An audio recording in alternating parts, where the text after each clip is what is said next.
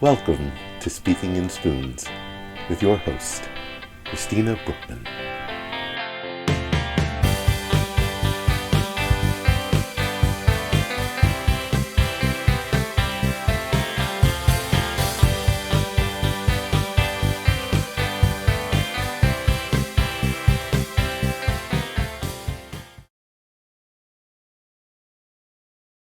Hi, this is Christina Brookman, your host for Speaking in Spoons with the handsome Dr. Strauss, your co-host.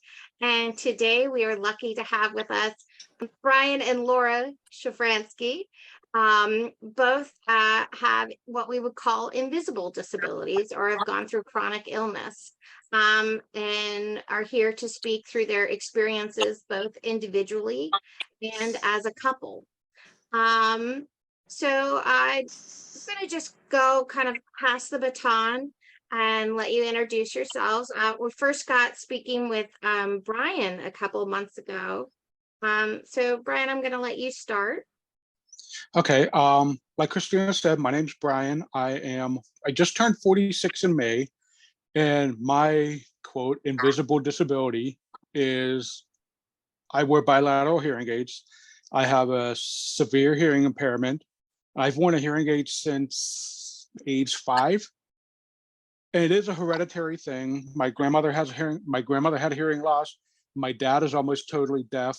My sister, my brother, and my niece all wear hearing aids. So this is a family thing. Meanwhile, my mom could hear a pin drop 3 miles away. So Wow. it's a genetic thing. It's just one of those things that I won or lost the genetic lottery, depending on how you look at it. But that's my invisible disability. Okay. And Laura, I know you recently went through a surgery. Could you let us know why you are here today and I guess your invisible disability or chronic illness? So about 4 years ago, I was diagnosed with chronic kidney disease from a bladder stone that blocked my kidneys and caused hydronephrosis. And at the time, the only way to mitigate that was to insert bilateral nephrostomies. Nephrostomies are a tube that is inserted through the back into the kidney to allow urine to drain versus it going down the ureter into the bladder. And so I had that for about 3.5 years. And as I was ill, I contracted COVID in 2021, and COVID was the ultimate demise of my kidneys. I was holding steady at a decent creatinine level, which is how they base the function of your kidneys. And after COVID, it immediately started to decline. Wasn't it 2022 that you got COVID? No. Yeah, I'm sorry. Yes, 2022. So after it's so many years of COVID. Yeah, I know. After that, 20 over here. They started having me test for transplant, which is a rather interesting process. You have to have every blood draw under the sun. It was like 16, 17 tubes of blood drawn just to initially test you. Then you have to have a stress test, an EKG, what else? Chest x-rays, mammogram, pap smear, like everything under the sun, because they want to make sure you're going to survive this surgery. Right. And you have to have a psychological profile to make sure that you are a willing participant in all of this. And then they decide yes or no, that's the transplant team, whether would be a successful candidate for transplant. After that, they decide if you will go on the list or if you would be inactive but still eligible for a transplant. I was eligible but not put on the list because of everything they wanted to do. They would have to be a planned surgery. So I would have to find a living donor, which is an entirely different ballgame from just being put on the transplant list and hoping, being the operative word, that something happens to somebody and a deceased organ is available. Okay. So what So- makes that difference, that you would, like you were talking about, that you have to have a living donor? Can you explain the reason So behind that a little bit? because they discovered that my bladder just didn't work well anymore, I would have to have an ileal conduit created, which is where they take a portion of the ileal portion of your colon and create a bladder-like section in your abdomen, and then a stoma is created so that you can evacuate your kidney. Okay. So they wanted to remove my bladder, which is a cystectomy. They were gonna, and normally when you have a kidney transplant, they just shove your kidneys aside and put in the third one. Whereas they Okay. wanted to remove both of my kidneys. So I had a total cystectomy, bilateral nephrectomy, which is removing both kidneys, creation of the ileal conduit, and the transplant itself while they removed my nephrostomies. So it was a whole lot more done in A one much more procedure. complex Oh, surgery. yeah. They Yeah. normally do it in 3 surgeries. They'll do the conduit first, then the cystectomy, then the transplant. But I only found out after surgery that mine is the first time UPMC has ever done everything in one procedure. Oh, wow.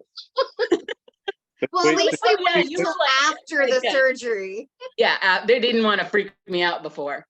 you got 2 kidneys and a bladder? Is that my understanding? Like Yeah, they replaced the bladder and your 2 No, kidneys? they removed my bladder completely. Oh, so now They you're They just removed her ileal bladder conduit. and both they kidneys, replaced and it she with got one donor Oh. kidney. Yeah, Gotcha. they removed it. small It's intestine. basically, there's a whole lot more space in my abdomen now. And so now I am on a whole spectrum of anti-rejection medications. Right. It's 2 anti-rejection medications, an antiviral, an antibiotic, something to make sure your stomach doesn't reject all the medications, something similar to like an antacid. Because Yeah. I'm still anemic and have low calcium and low phosphorus, I take a calcium supplement, a phosphorus supplement, an iron supplement, and I was told to also eat all of the bad stuff that has phosphates in it just to up my phosphorus because it still was low. What's So- bad? What do you mean bad stuff? Like that's anything Dark, that has phosphate? anything that has phosphates. Oh, Any like- foods that have natural phosphorus, our bodies only absorb between 30 and 60%, whereas additives that have phosphate, your body absorbs 100%. So, Okay. so Like they American cheese, things like that. dark sodas, yeah. Okay. like cereals that have, because it's used as a preservative. So they were like, eat all the bad stuff, ice cream, all the dairy, everything that has it. All those They- preservatives and things Yeah. like Okay. that. Okay.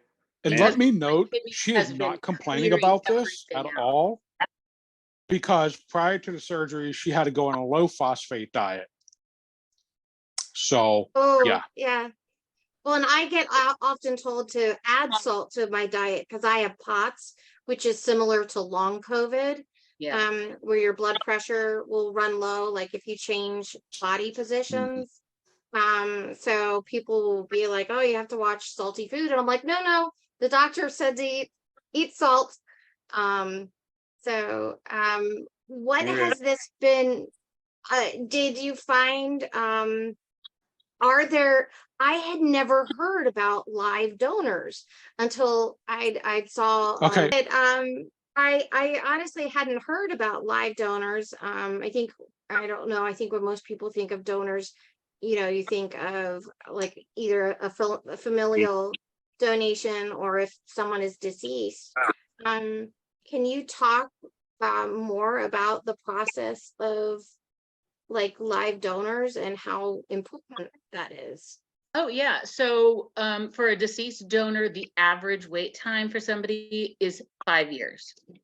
So some people don't have that time. Some people are barely subsisting on dialysis, whether it's peritoneal dialysis, which is done through a catheter in the abdomen, and they use a cycler in the middle of the night, to hemodialysis, whether that's in center, and that's usually done 3 to 6 times a week for 4 or 5 hours at a time, or even hemodialysis at home.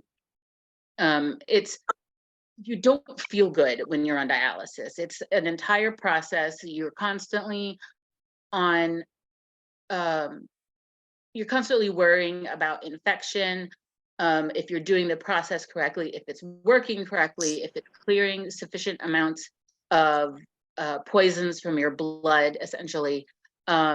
So ultimately, you want a transplant, whether it is a kidney transplant or a liver transplant, or there's also, for diabetics, there's combination kidney and pancreas transplants, which they do together. But for kidney, pancreas, generally you have to have a deceased donor. But for kidney and for liver, you can get a live donation. You only need one kidney. That's the only organ, and the organs in the body that are redundant. Our kidneys work independently of each other. You can live with one. You True. can live with one. So to have somebody say, yeah, I'll give you a kidney, it's amazing, because they're gonna be perfectly fine with their one kidney and you'll be perfectly fine with the other one. And from the point I got on the list to the point that they approved my donor was 3 months. Wow, Okay. that's really fast. Yeah, and her donor, Heather, is one of our best friends here in our neighborhood. Like literally the first person we met in our neighborhood. And she was the first person that tested, first person that volunteered to test. And she went through testing perfectly. Dr. Tivar, Laura's transplant surgeon, was like, yes, we want her kidney. We want her kidney. They said it was like a Hemi engine of a kidney. It worked so well. Nice. Do you have to get 2 donors? Because No, you just need one kidney. Oh, so you just have one kidney now? Yes. Yes. Okay, I was confused. I thought somehow you got 2 kidneys, and because you said it was bilateral, but the bilateral is just the The taking out. removal of the kidneys, Okay, of the bad ones. Yeah. you're running on one Um, like super engined kidney right now, though. Yeah, when I got out of surgery, they were like, your kidney's working like gangbusters.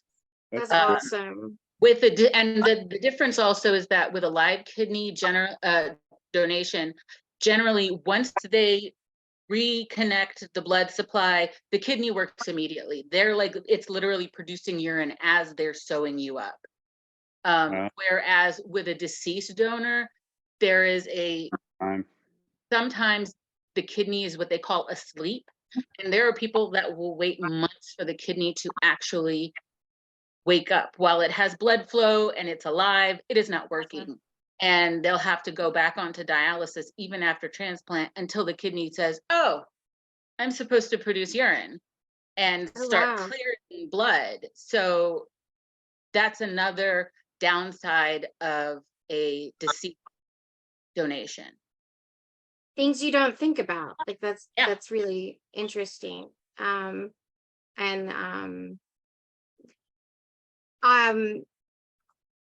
has it been for you, Brian, as a partner of someone going through this? Did you know, were you together like before you started experiencing health problems with your kidneys, Laura? Or Oh yes, we've been we've married been together for years. 21 years. 20. Okay. Yeah, we've been together for 21, married for 20. Yeah. That was a short courtship. She literally came home from the hospital on our anniversary this year. So, yeah. Yeah. That's emotional. I can't tell if that's a good or bad thing. I guess it's good she got out of surgery on your anniversary. That's like a thing to celebrate, right? Well, I got my surgery was on the 22nd of June. That was 2 days before my 40th birthday. And then I came home on our anniversary. So I was in the hospital for like 2.5 weeks. Okay. It's nice to have her home and know she's okay. And yeah. No, that's great though. I mean, it's like That's wonderful. Like every surgery, there's a chance of like, because every time you open your body up, it's like I like even the minor surgeries. Like it's amazing that you survived your surgery and everything seems well now, and you're kind of living your life. Although like you have to alternate what you do in some ways, but you're living and enjoying being alive. Yeah, I mean, it's the hardest part right now is like I'm still sore. It was normally transplants are done laparoscopically anymore, and I had a full midline incision. Because of So everything that Because they they were. took out yeah, because they were going to do everything at one time. They were like, let's just open her up, take all this out, worry work this part, throw the kidney in, Bob's your uncle. You know, it was so They make- much done in, I think it was like 7 hours. Yeah, it was like 6 to 7 hours. Wow. So that's a long time to be under too. Yeah. yeah, And I Okay. know, like for Laura, when I recently had a spinal surgery, you're in, we wake up and it's like 5 seconds for us. And then the people that I can't imagine waiting for a loved one that long, that many hours too. And when I woke up, it was in recovery, but they were going to send me to ICU because I was hypotensive. My blood pressure was very low. And so for my mom and Brian, they were like, oh, she's not going to go back to her room, get all of her stuff and take it. yeah, Okay. because Wow. she had checked in the night before surgery, so they had her in a room and everything, and she was supposed to go back there after surgery.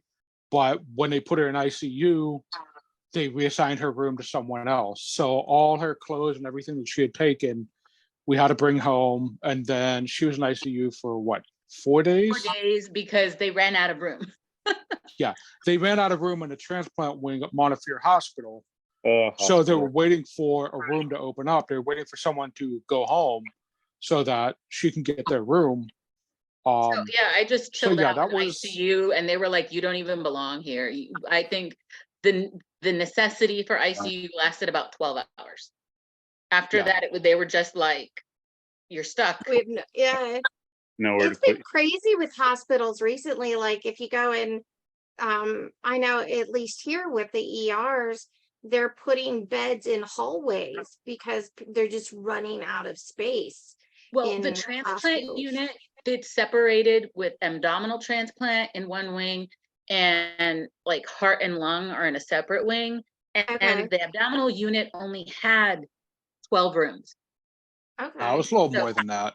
It was about No, 30. I think that was it, because it was No. my hallway and the other hallway, and that's it. Right, and there were like 15 rooms on each hallway. Okay, so still, but 30 rooms is not a lot of. Let's just establish it. What has recovery been like? So immediately after surgery, I had an NG tube, a nasal gastric tube, because my stomach was asleep. And Fun it time. was the worst experience. That was worse than all of the staples and the bandages and everything else. Because Is it asleep from the medicine to put you to sleep, or because Yeah, of the process? it was the anesthesia. And Okay. every How long day did you have to they would stay- come and be like, I'm sorry? How long did you have to stay with the G tube? I think a total of 10 days. Yeah. Okay. Yeah, it was about a week and a half. Yeah. Because they Yeah. actually started me on TPN, which is IV nutrients, because it took so long. Right. And They for took it those of off you of me for a listening, couple. sorry, I was just gonna say for those listening and watching, the G tube is something that would feed you. No, the NG tube is actually to drain the stomach. Oh. Awesome. Okay. So I was, I mean, not They put the- awesome, but thank you for the took out correction. But it wouldn't go. It came out like you'd eat, and then it would just come out. I couldn't even eat. You're not allowed to eat with the NG tube because it goes into the nose and down to the stomach, and it is about half an inch wide tube. And so I wasn't allowed fluids. I didn't eat or drink anything except to take pills for 7 days. But they were giving you artificial food, I I was guess. given fluids. That was it. Okay. So you were getting. And they kept saying, "Are you hungry?" And I'd be like, "Yeah, my stomach's growling." But every time Right. like the was constantly draining bile because your gallbladder creates bile and it goes to the stomach and then it's supposed to go out your colon, and it wasn't. Like everything was asleep. And then my intestinal tract came back, but the stomach didn't. And so they had taken the tube out for a couple days and I was throwing up like a liter of bile at a time. And they were like, nope, back to the tube. I think I had it for another 4 days. And then finally I could hold food down. Wow. What did it feel like when you could finally eat again? Oh, it was amazing. Yeah. Like, Great. and I was torturing myself watching Food Network on television and Yeah. Yes, she videos was. on Facebook. But it was like I didn't have energy, and that was the thing. Like they want you to get up and move and walk because that Right. stimulates your stomach and your bowels, and it helps your lungs open up more so you don't get pneumonia. But when you haven't eaten in, I think, 10 days by that point, Right. you're just like a blob because and you're miserable. And they kept saying, "Oh, you look great," and I'm like, I don't feel great. And that's when they started the TPN. So I had TPN for like 2 days. And it was like, that's what kind of jump started my stomach, was that it was the first bag. They run in 12 hours. And the first bag was just nutrients. And then the second bag, they add lipids and protein.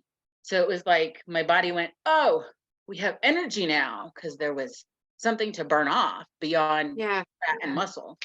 And then, so I couldn't even like go walking very easily when I did walk, because I had IV stand to cart around with me everywhere I went. Yeah. It sounds like a pretty arduous journey. Yeah. Recovering from that surgery, which was also pretty, like, man, recovery from that, because they opened up your back. They opened up a big portion of your back, right? And then Oh no, it's all done in the front. they did from the I had a midline from just below my sternum all the way to my pubis. Okay, so it's just like it like flipped you up like a bat. And pull you wide open. Man, okay. So I didn't even count my lot. staples, easily 60, 70 staples. I had a jumbo JP drain on the side, and I had a Foley attached to the stoma and a Foley attached to the NG tube. So I had like hardware everywhere. She did. And for me, that was the worst part, was seeing her like that. And just basically waiting for everything to restart itself, hoping it would restart itself, and hoping that there weren't going to be any issues from her not being able to eat or things like that. Is she going to have to go home with this NG tube? What the heck's going to go on here? And once she was finally able to keep food down, that was such a relief for me. Like literally, I came home and cried that day. It was such a relief, knowing that everything's now at this point working the way it's supposed to work. And I think other than Dr. Tivar meeting with me and her mom after surgery and letting us know that everything went in his work perfectly, I think that's the only other time during the whole process that I really cried, just because it was such a hit to me, knowing that she was, after 4 years, she was finally going to be okay, that everything at this point is working the way it should. My biggest thing during the whole process, from when she first went into the emergency room 4 years ago in kidney failure, was basically every time she had blood drawn or had labs done, I was like a nervous wreck until we got the results. Like, living like that for me, waiting for the next set of labs, waiting for the next test, the next this or that, that was, I mean, for 4 years, it takes a toll on you, knowing that there's nothing that you as a partner can do for your loved one at that point. That I don't know mentally what she was going through, during that whole time frame. I know she wasn't in a great headspace. I mean, because she's told me that multiple times. But day to day, I don't know how it was mentally affecting her. I only know how it was affecting me, and it was not Draining. not a good headspace for me. And Yeah. I'm finally coming out of that. With every successive set of labs where her numbers are stable or improving or fluctuating in the normal, hey, I never had kidney problems in the first place numbers where they're supposed to be. Since it's being like that, it's a relief off of me. I'm able to be in a better headspace than I have been over the past 4 years. And I think that's the biggest relief for me, is knowing that things are working the way they're supposed to work. That the doctors are impressed with how well she's recovered so quickly.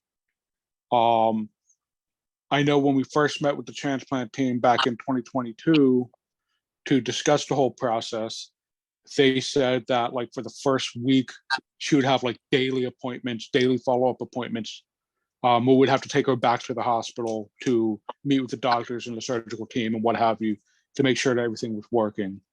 I'm guessing because she was in the hospital for 2.5 weeks after her surgery, we didn't have to do the daily stuff. But they also said, after the first week or 2 weeks, should have weekly follow-up appointments for like a month, and then bi-weekly, and so on until it's like annual. But at this point, you had what, 2 successive weeks of 2 appointments a week, and then they moved. She's doing so well, they moved her to bi-weekly appointments already. Wow, that's wonderful. So I mean, Yeah. it's just it is a lot of stress off of my mind, knowing that things are going so well. I Yeah. mean, So last weekend we went hiking in Frick Park, and when I went on Tuesday for my visit, she was like, "You're 6 weeks out and you went hiking?" And I was like, "Felt good. I can walk, and I can, we walked 2 miles and it was no big It's- deal." And she was like, "I had abdominal surgery and I couldn't do that after 3 months." And I don't know. That's just me. Yeah, Well, but and you I have think that's the thing, is everybody's different, but we have to take those wins when we have them. Yeah. And I mean, um I'm a very pragmatic person in terms of medical stuff, or in terms of she anything is. really. But I mean, it's like, okay, that's the problem. How do we fix it? Move on. Like, I'm not the type to dwell on something unless it's really, really bothering me, or if it's like, if you're at a standstill with it, then I'll dwell on it. But if it's like, okay, we have steps, we have a plan, let's do it. Like, I'm not gonna, there's no amount of dwelling is gonna fix it, so why do it? And I grew up that way, and Yeah. it served me well to this point, to not sink myself into a hole and blow up.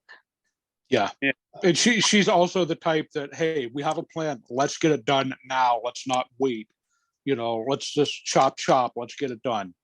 I love that. That's Has it the been way she hard? is. So that this, being a pragmatic person, wanting to have the plan to fix it, I definitely relate to that. Has it been hard that this has been something that took time, that couldn't be fixed immediately, or did it help having a plan in place, even if it had to be altered along the way?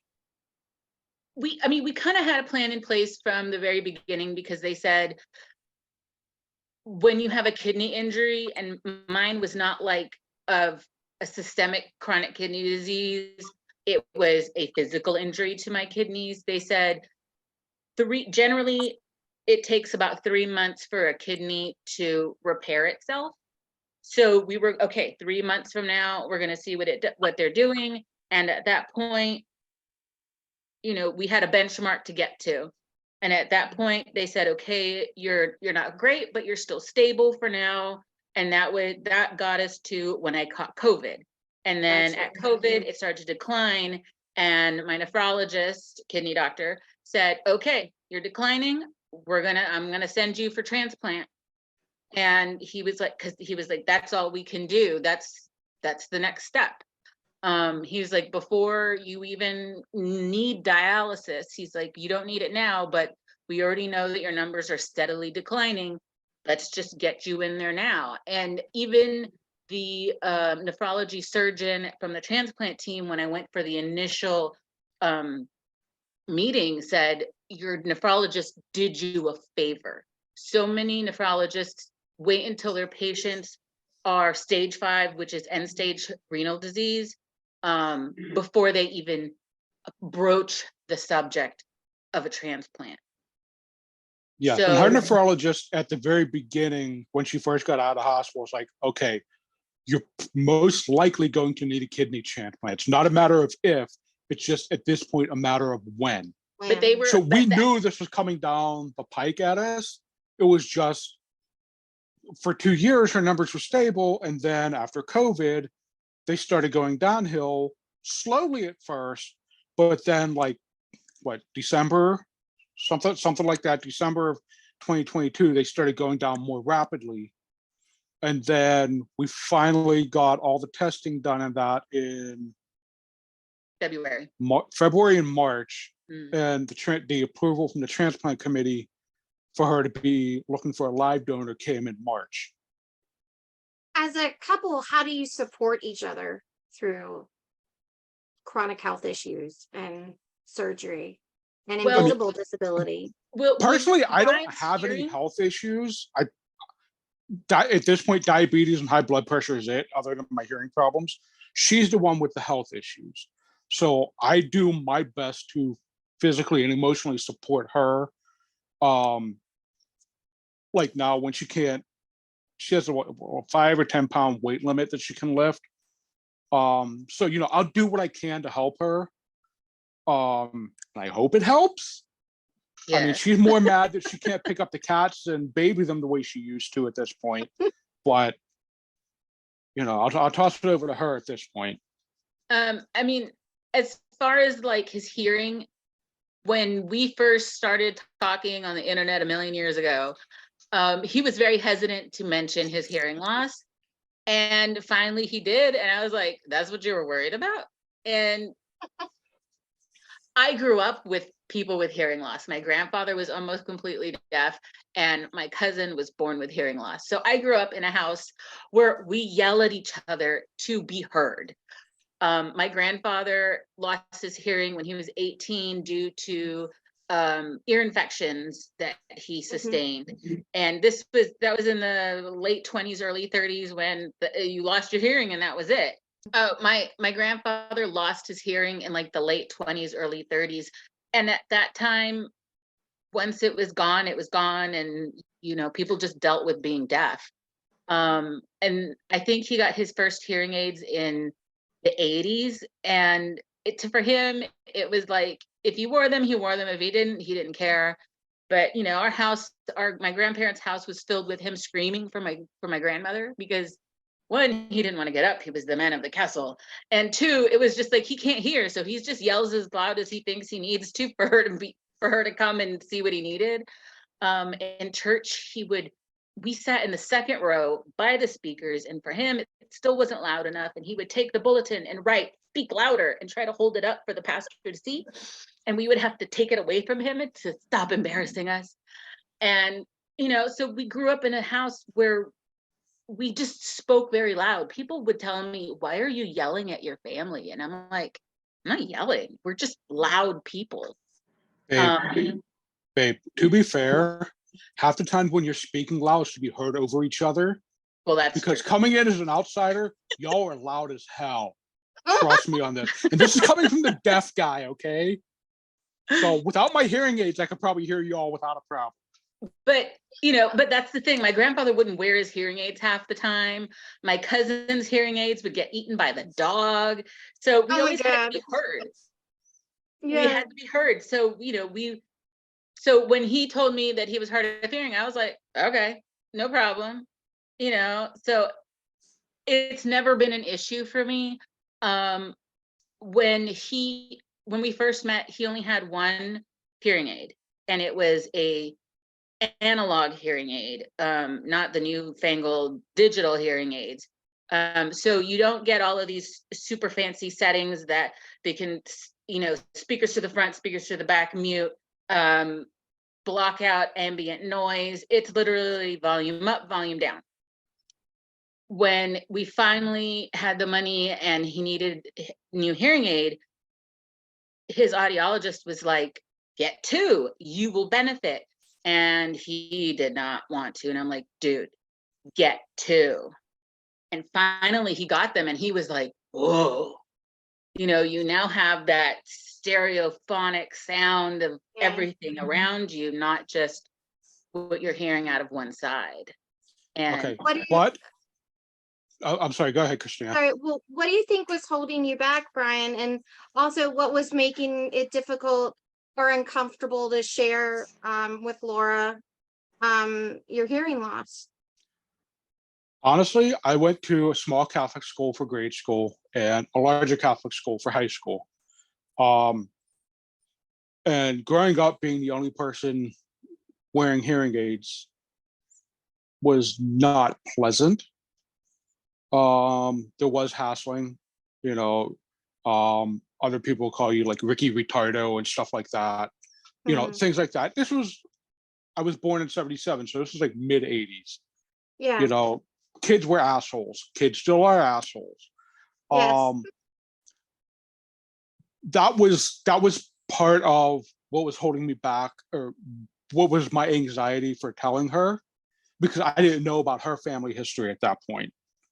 I mean, we had been talking back and forth online for like 4 years, before we finally met. But that was the cause of my hesitance, was just all the crap I dealt with growing up. Okay.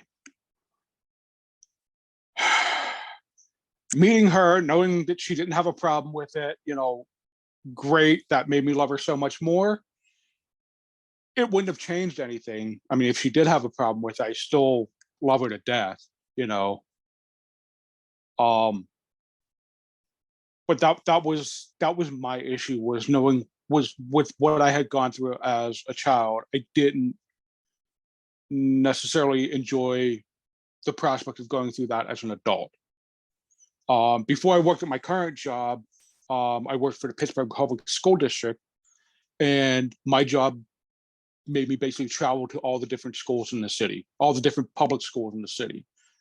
When I first started there were like 96 or something like that.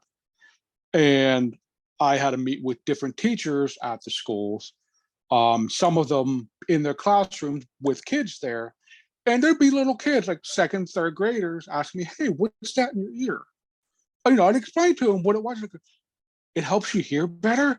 Oh, that's cool. I wish my grandpa had one because he can't hear me at all.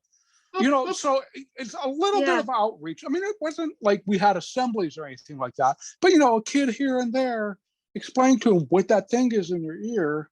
Or someone said, oh yeah, my neighbor has one of those. Is that what that does? Things like that.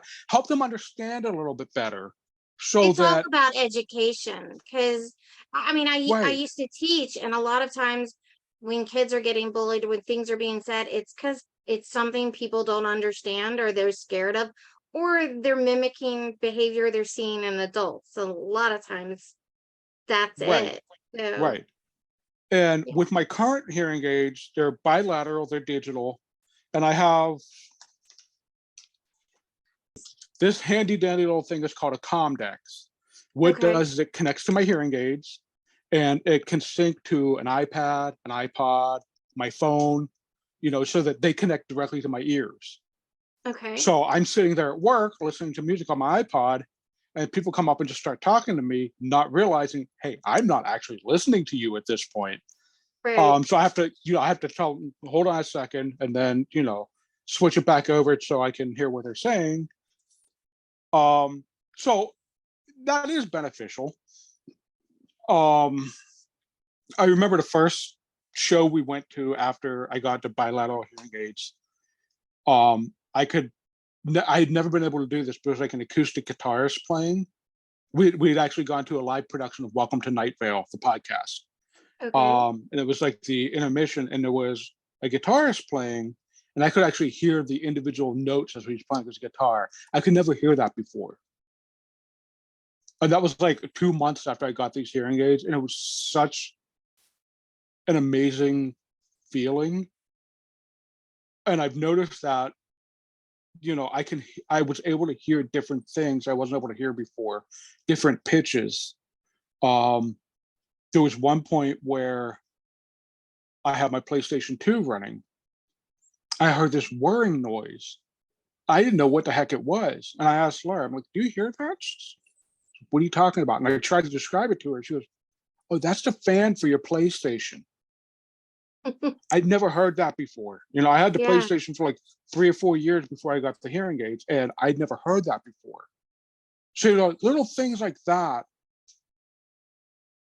are so, how do I say it?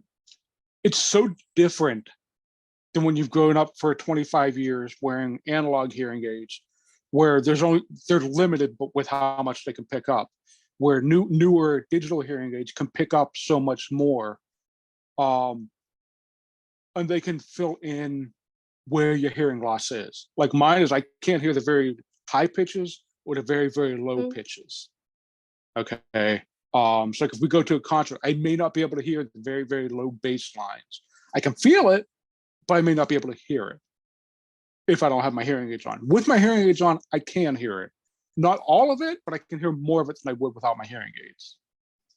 One of the other benefits are if I have like my phone connected to my ears, there's a button on this Comdex that I can push that, like Laura said earlier, will block out all the background noise, and I'll just hear what's on my phone. So if I'm on public transportation trying to take a phone call or trying to listen to music, and there's a mom with a screaming baby row of seats behind me, I can just mute everything and do what I need to do. So yeah, having a hearing problem does suck. Trust me on this, but there are some benefits to it sometimes, like that, like being able to sync to my phone or sync to my music, like that. At this point, this wasn't charged up enough for me to sync it to my iPad. Otherwise, I'd probably be using that and not my headphones today. But it is what it is. I just forgot to charge it up this morning. So yeah, it's just, Sorry. no, it's go ahead. I'm sorry. I know there's some controversy like in cochlear implants, and is there that same controversy in hearing aids, or is it like completely different? And how do you feel about those issues? I've never really done any research into cochlear implants, so I don't have much to say about that. Anything I did say would just be me not, I don't have much to say about it. I'm just going to leave it at that. We do have a friend who lived here in Pittsburgh, but she's moved up to Rochester, New York to be a teacher. Biology, microbiology teacher, I think. She's totally deaf, but she had bilateral cochlear implants.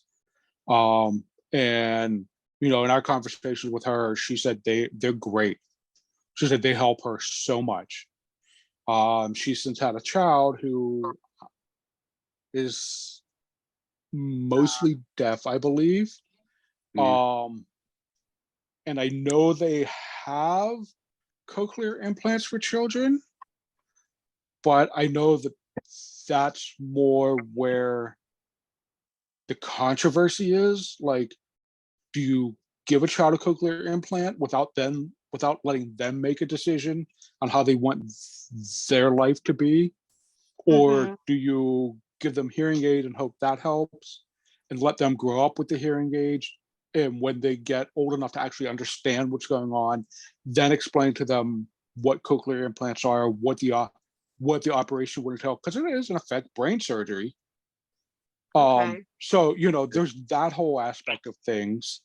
And then there's the controversy between the hearing community and the deaf community. There's some in the deaf community that would say, hey, we're born this way. This is the way we are. Why should we try to fix anything to fit in? Right.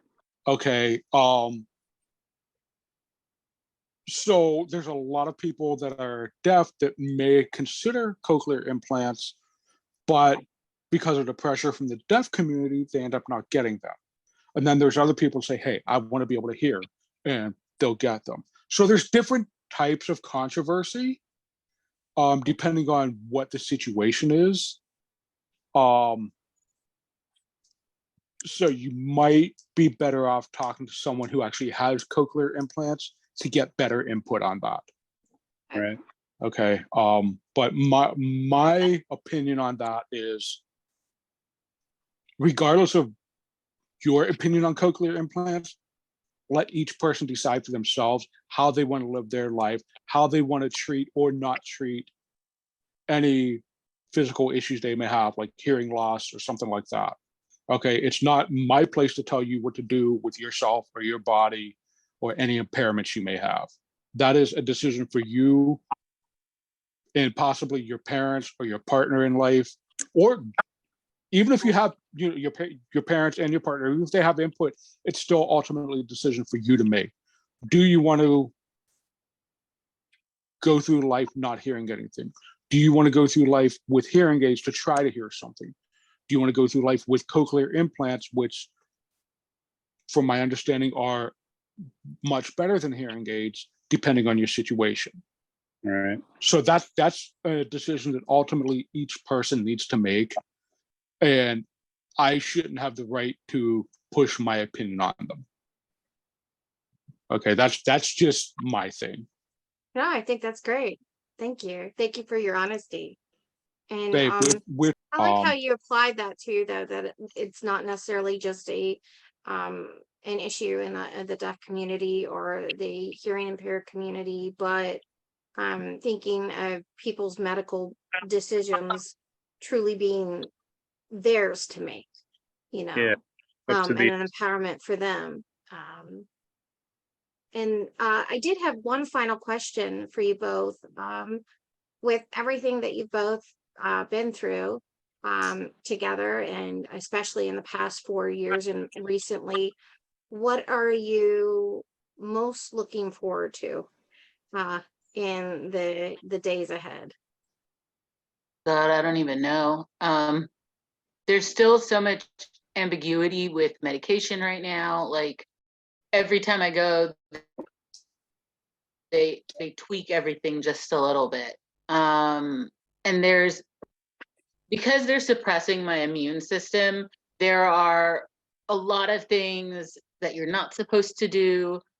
And especially in regards to food, they recommend do not eat anything raw.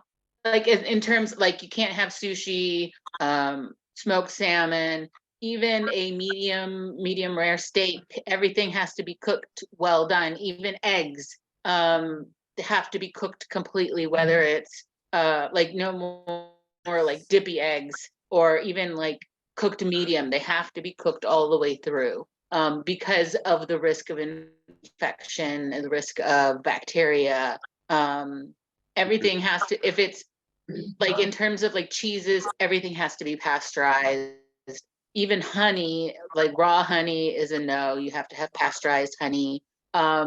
If you go out to eat in a restaurant, they recommend no raw vegetables, because you do not know the cleaning practices of the kitchen, especially with the risks of listeria and all of the other bacteria that are common in lettuces. They're very adamant about no raw vegetables.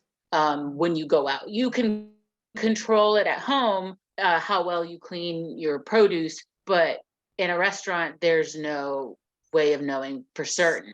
The same That thing is like affects no activities you buffets. do together.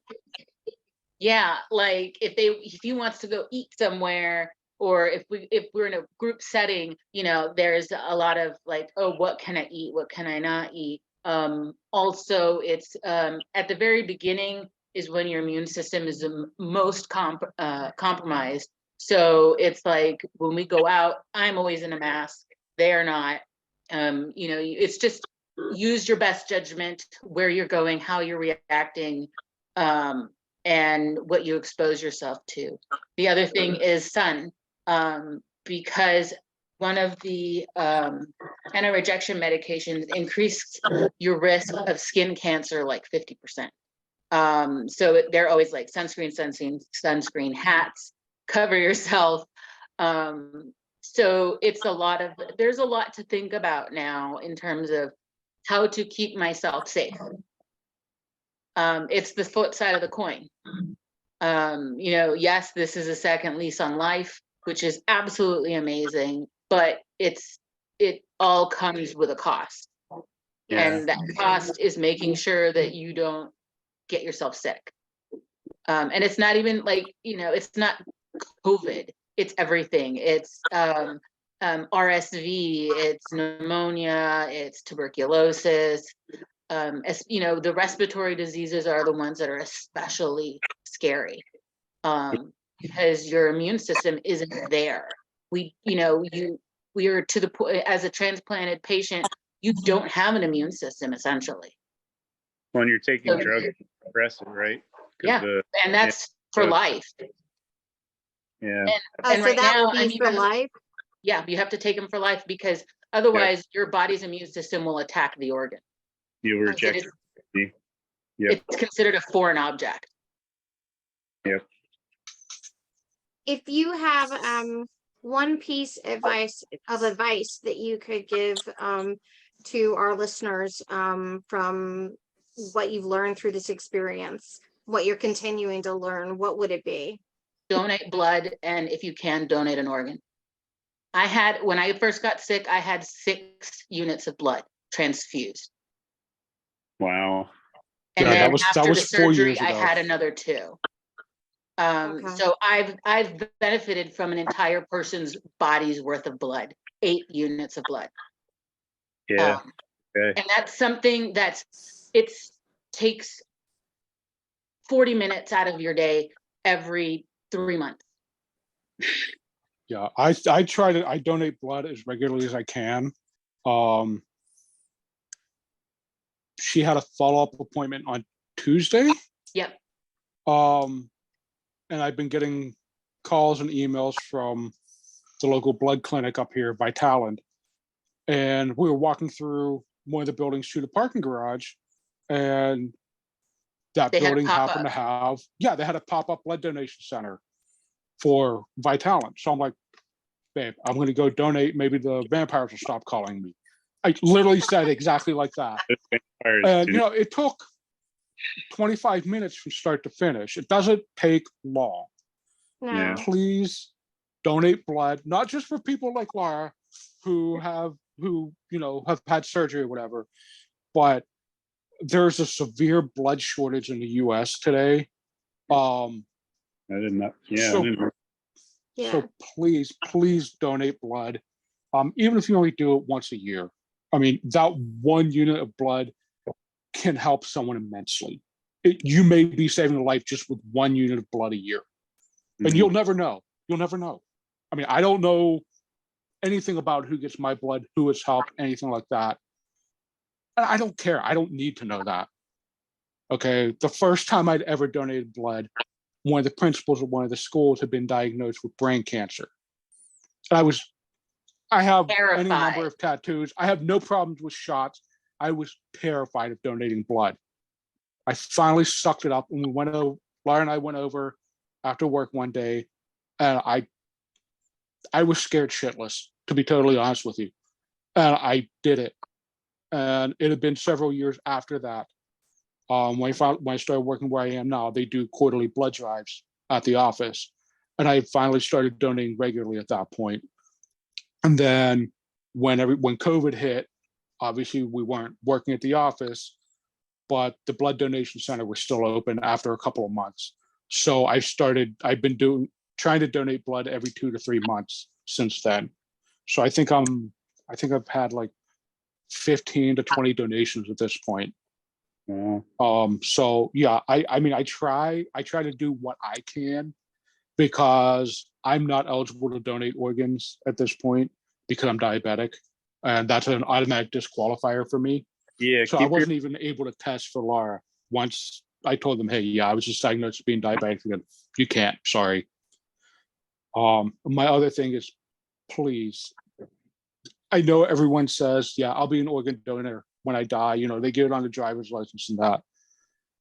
You can But do there's both. so much. I'm sorry? You can do both. You can donate your kidney, or with Right, the liver, they take a portion of your liver and your liver regenerates. right. There's Yeah, so you're- much good you can do by being a living donor.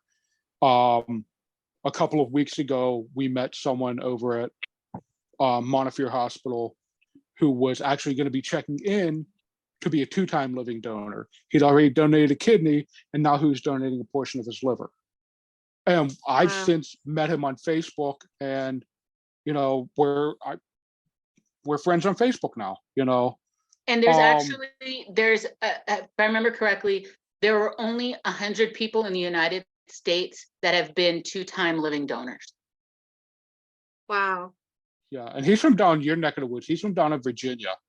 And I know Okay. there was a news article earlier in the week about a woman up here in Pittsburgh who is a 2-time living donor as well.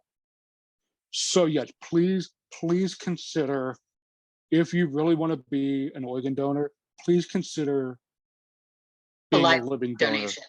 It doesn't need to be someone you know.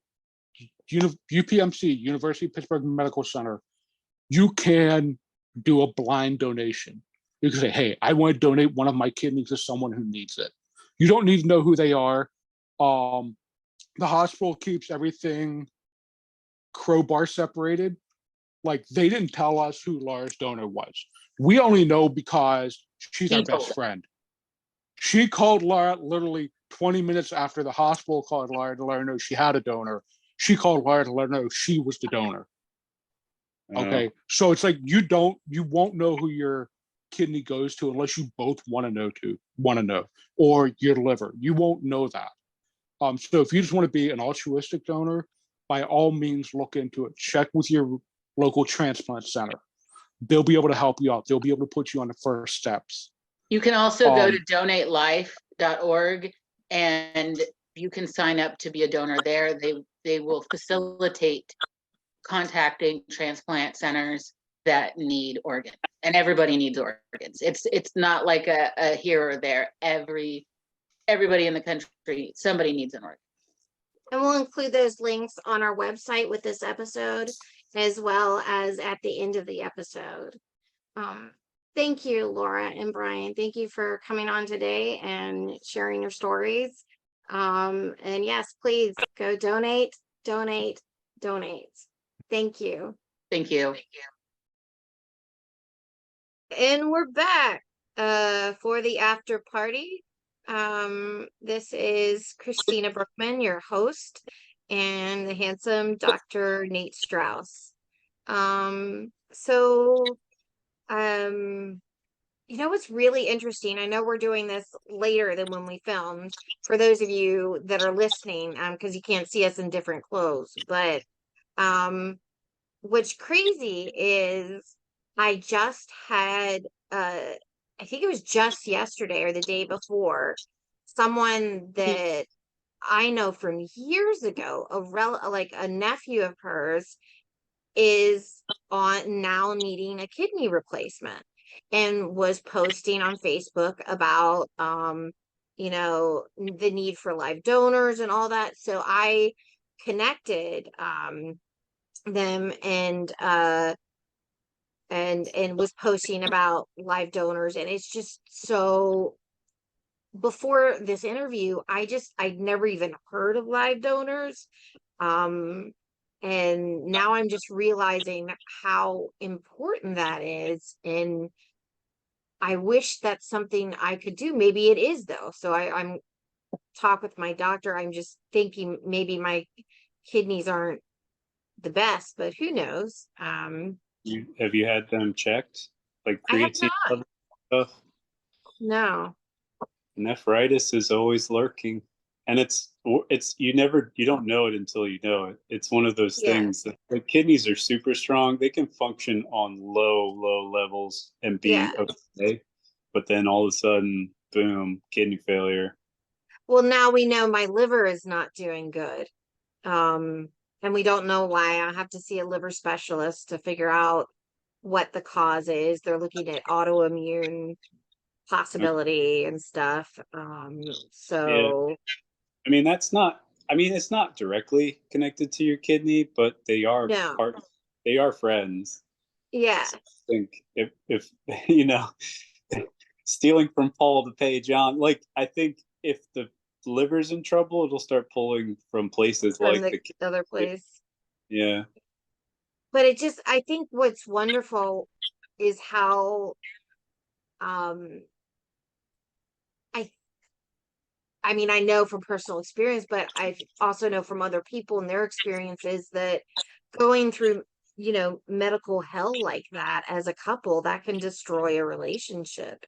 And Doesn't seem like it's ruined theirs though. not at all. They're, Yeah. they seem very strong, and she made it through. Like I think it was harrowing going through it, but now that she's on the other side, it's different. But Right. crisis averted.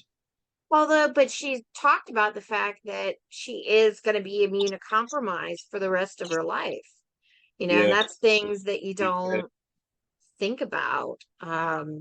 So that Yeah. is, Yeah.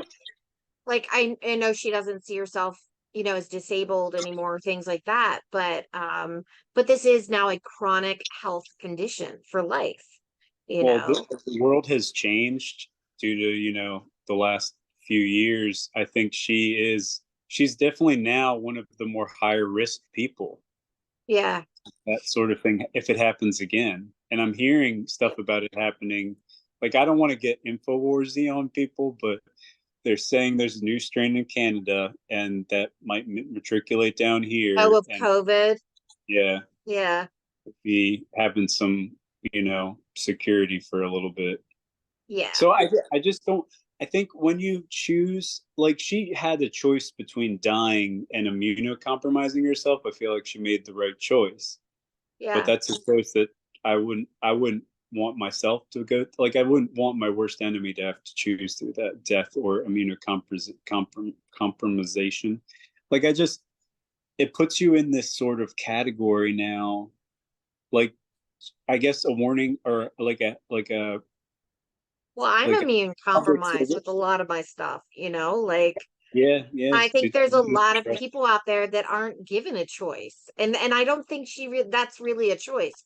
Death or being well, immune compromised. Like she doesn't not want a to die. real choice. It's not a It's not a real real choice.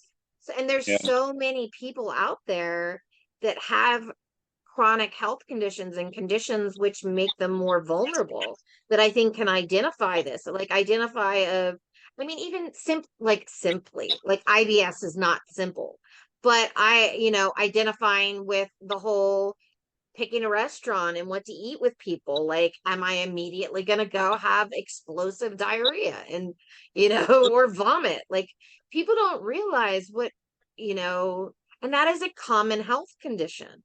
Um, what people experience and what people take for granted, just common social activities. And if we look at America, and I think a lot of cultures, socialization tends to revolve around food.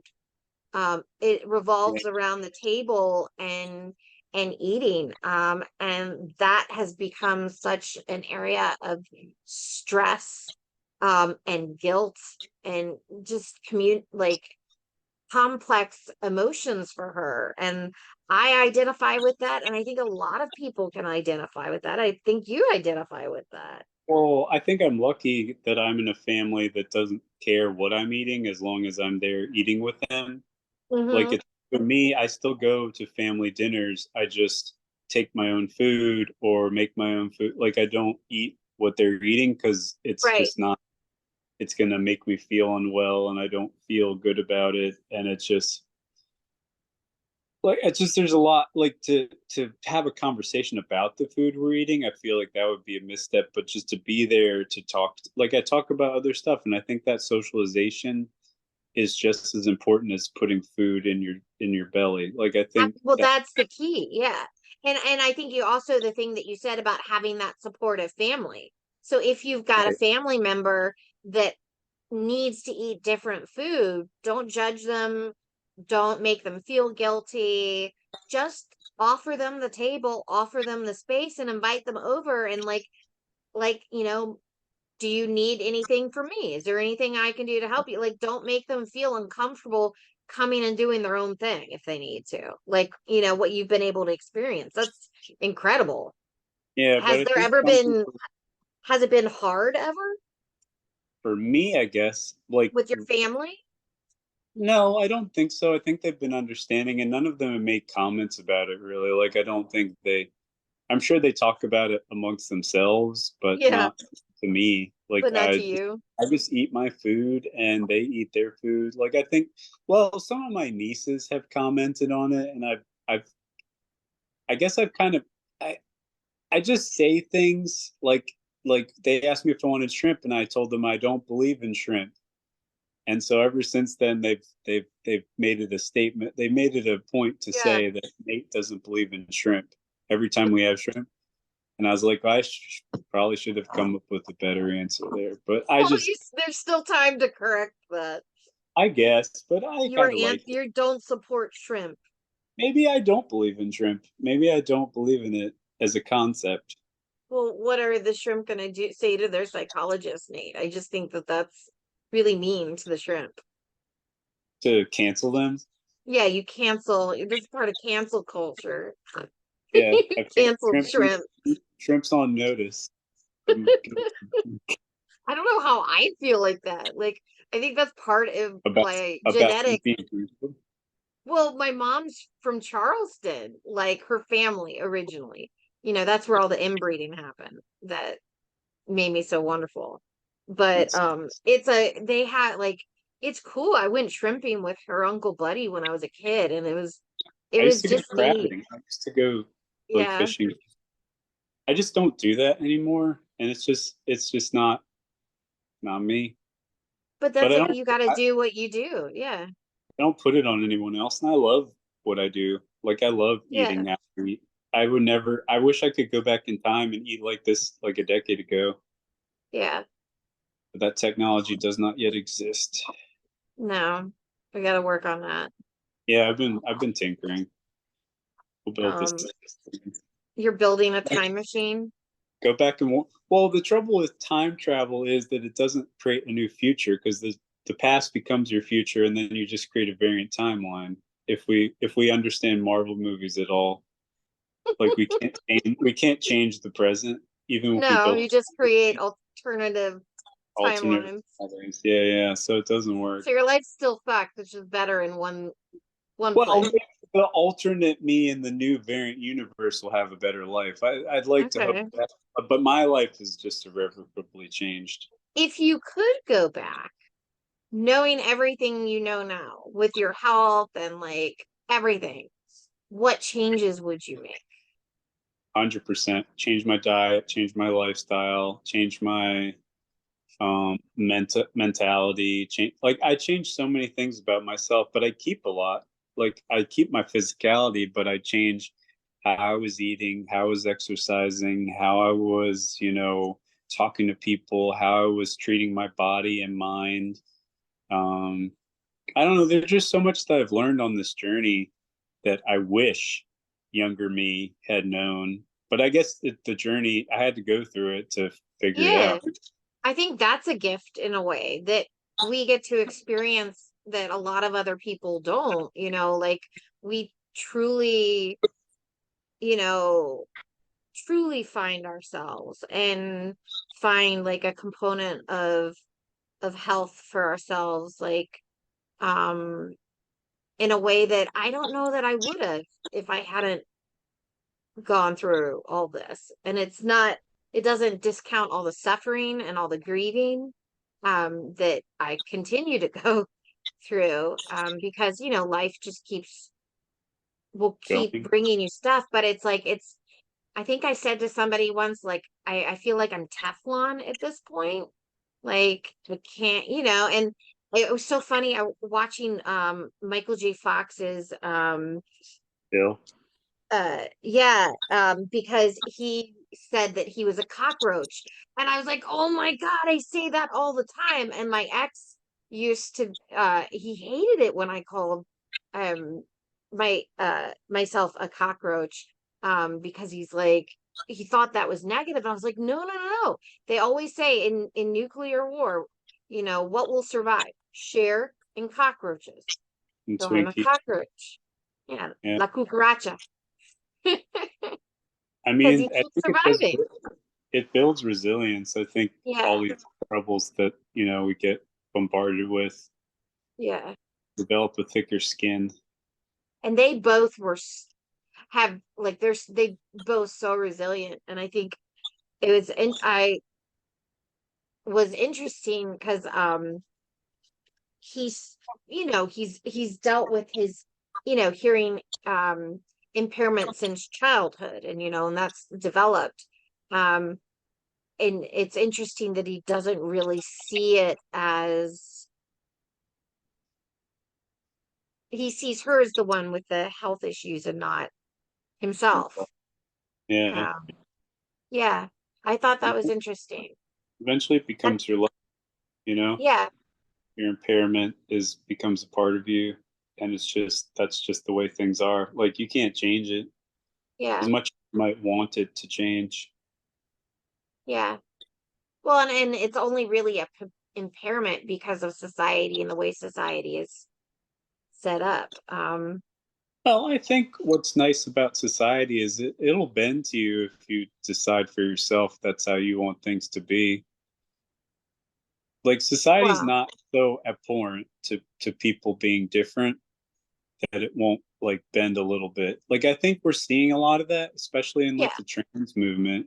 Like, people are just finally being out about how they feel, and society's like, well, we're not particularly fond of it, but we're going to allow it, you know? yes and no. I mean, there's so much violence towards the trans community. There's always And I will violence say, against like, with people. it takes time to make change. Like, we have made change with ADA and stuff, but it's still like, when I went to do my grad school application the other year, like, grad school, like, office was on the second floor. And I'm like, okay, I can't get up those stairs. Do you guys have like mailboxes on the first floor? There No, was no elevator.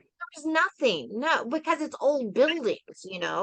Uh, And it's like, I get that, but you should at least be accommodating enough to have mailboxes on the first floor so that people, like, you know, I'm in a yeah. manual wheelchair sometimes, but I still can't walk up those stairs. And what about the other people that wouldn't even have the option of trying that, that have a spinal cord injury or something like that? Like, it's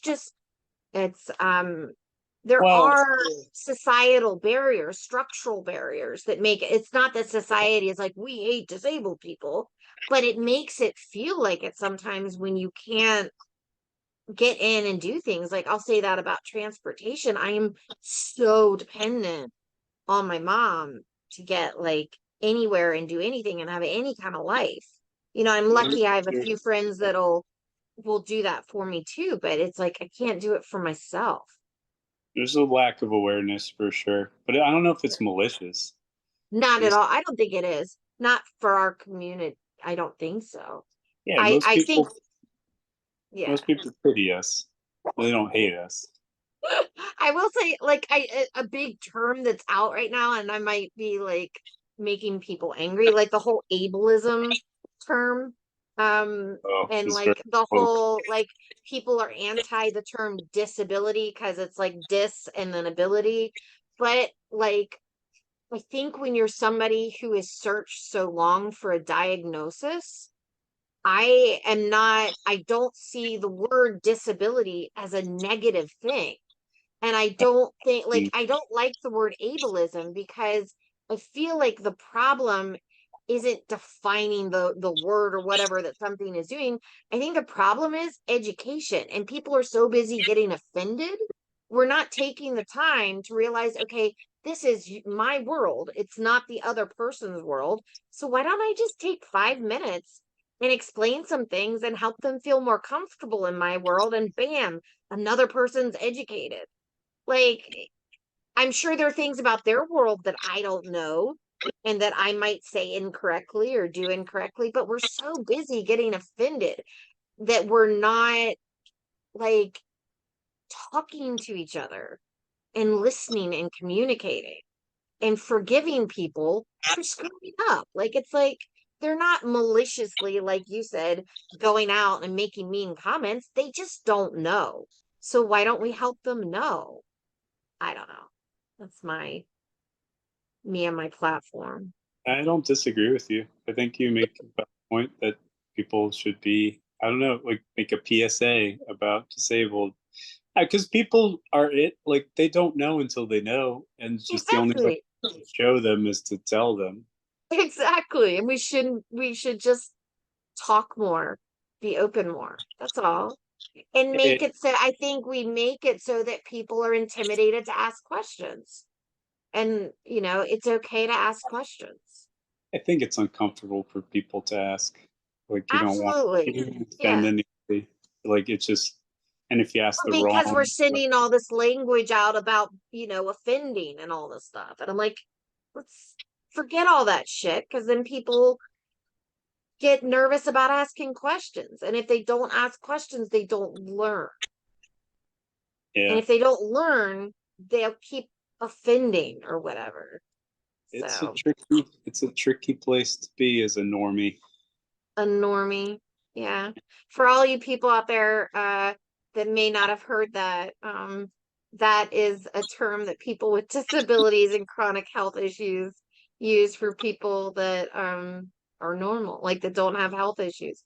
So Yeah, but I mean, funny thing is also everybody has health issues at some point. no, Yeah. nowadays, yeah, which is sad. I think It that is. a lot of people like. I think I've had health issues since like I was a baby.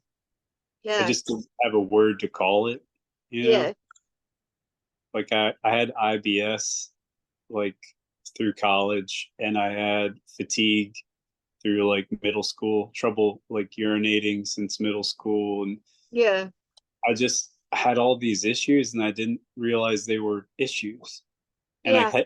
hid them, you know? And this harkens back to Eric's Yeah. interview. Like, this, I True. think there is this stigma at least that I felt about being disabled that I didn't want, like a scarlet letter that I didn't want to wear. Because you're different. Nobody wants to be different. Maybe. I But lesson to everyone out there, it's awesome to be different. It is. Yeah. Weird is the new black. Screw being regular people. I like being weird. Weird is the new fashion. I don't know. Like I enjoy it. Like I'm excited about our upcoming Dungeons and Dragons thing because I love doing funny voices. I used to do it in middle school for like book projects and stuff. Yeah. I didn't realize how much I loved making funny like character voices. You're good at it. You crack me up. So It's fun. But don't I've always reveal anything because I don't know what order we're doing I'm this not in. I'm not yeah, okay. But it's a way it's happening and you can cut all this, I guess, if you No, it's out this fine. part. I just realized I was like, because we went on break, I have no idea what order we're in. But that's okay. We're, I think this was doing it as we before need to. Eric, but I'm not sure. Okay. But yeah, it's been all screwed up because disabled. So Woo the woo. episodes come out when they come out, and I think we're doing our best considering all the issues. And I think anyone who's listening to this podcast that has a disability will understand that and Yeah. be empathetic to Yeah, it. Christina got dropped down the stairs. So Christina needed to rest. And I am just homebound, whatever that means. Yeah. Truth. Well, thanks for listening, guys. And we look forward to talking to you soon, or you listening to us talk again soon. But also, we look forward to talking to you. We love it when you email us. Go to our website, www.speakinginspoons.com. You can email us. It's speakinginspoons@gmail.com. We're on all the social medias. Well, we are mostly on Facebook because I haven't figured out uh I got some tweets, but I have not figured out the gram or what are the kids doing these days? We need a woof. A So we can wolf? remember What's a from wolf? Office? Oh, okay. Ryan, the God, I'm intern, so old. developed something called Woof that just sent your post to all things. Yes. Like it would send a fax and then send to like Twitter, and it was just like it was just so much. Every time you sent a text, it just went to all. But we need like a pragmatic, like actual wolf that sends things to Facebook and Anybody Instagram. want to be a wolf?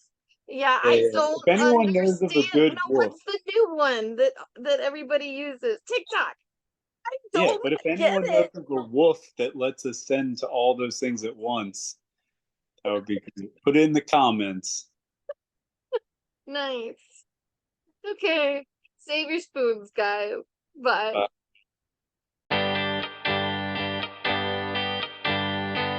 If you want to contact us, please send a DM or email to speakinginspoons@gmail.com with any stories you have or would like to interview with us on any of our upcoming topics.